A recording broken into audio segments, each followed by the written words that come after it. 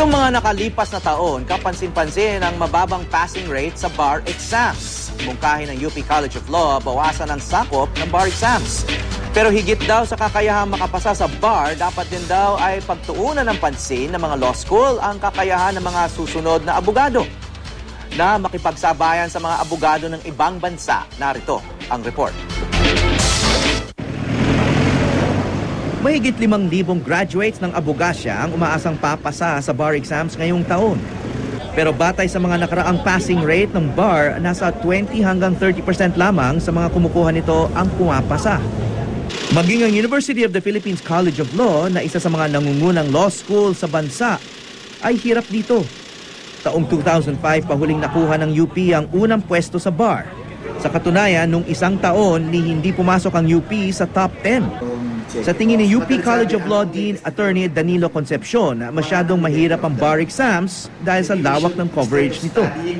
Since there are so many courses that an examinee would be tested on, then the chances of him passing the bar gets slimmer. What is the purpose behind a bar examination? What do we measure by the bar examination? Do we measure the basic knowledge learned by a bar candidate, or do we test him for lawyering skills? Mungkahi niya, imbis ng 8 subjects, 4 na lamang ang mapapabilang sa bar exams. Kung nais mag-specialize ang isang abogado sa isang aspeto, maaari na lamang kumuha ng isa pang exam para lamang dito. Giit pa ni Attorney Concepcion, hindi naman daw bababa ang kalidad ng ating mga abogado kung babawasan ang coverage ng bar. This very long coverage of the bar examination has